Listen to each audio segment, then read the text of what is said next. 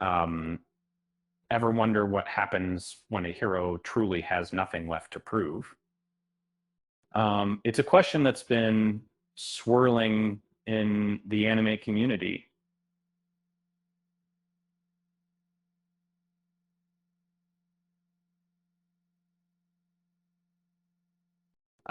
4 years, Saitama from held the title of the strongest, effortlessly defeating any foe.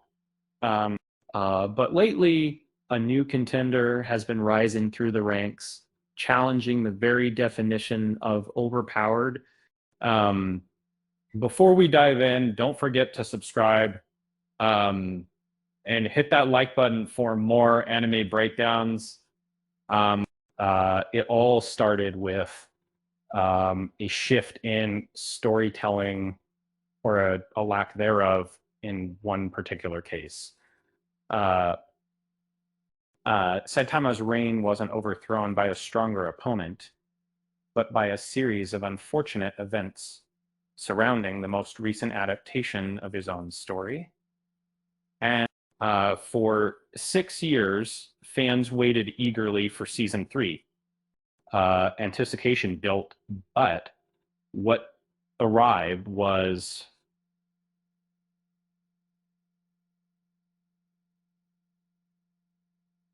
Unexpected. the promotional material consisted of static images, uh, earning it the unfortunate nickname One Frame Man before it even aired. Uh, um, the premiere episode itself didn't fare much better.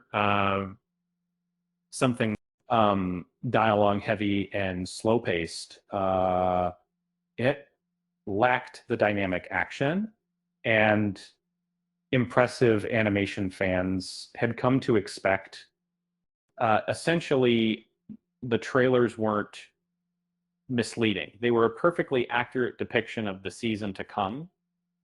Um, Perhaps this was a clever meta commentary on fan expectations, a satirical take on the struggles of adaptation.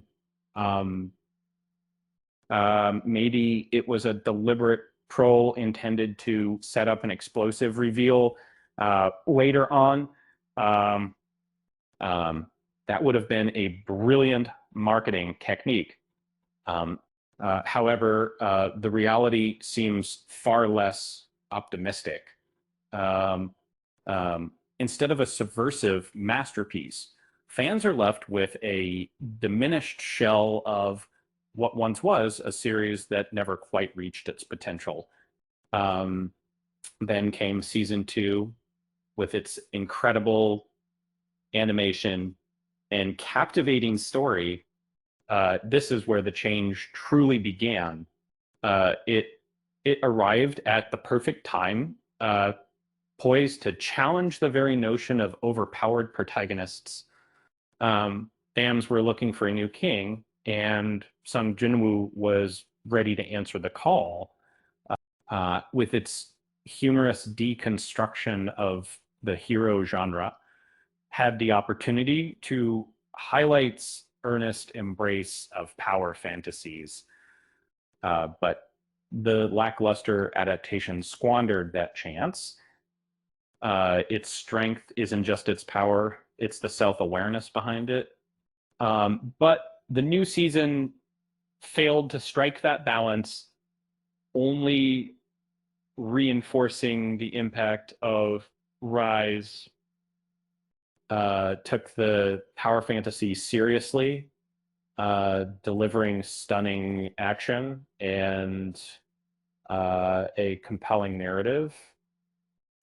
Its protagonist, Sung Jinwoo, evolves and grows, demonstrating his power in increasingly spectacular ways. That Saitama's power is often described as infinite, a gag that limits him only by his opponents. He can destroy stars, which is undeniably impressive. However, Jinwoo's feats are on a completely different scale.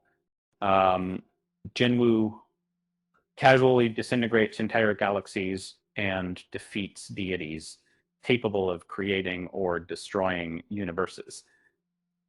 But by the end of his journey, Jinwoo arguably eclipses Saitama in raw power.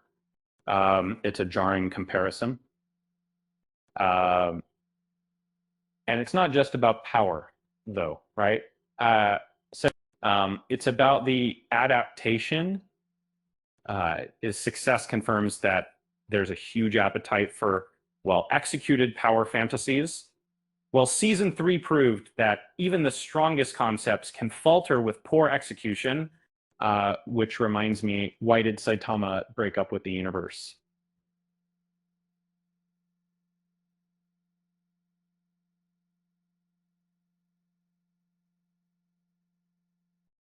Because he said she had too many problems. With stumbling, some Jinwoo has ascended, becoming the undisputed king of overpowered anime protagonists. The crown is his, and he doesn't seem likely to relinquish it anytime soon. With that said, thanks for watching, and until next time.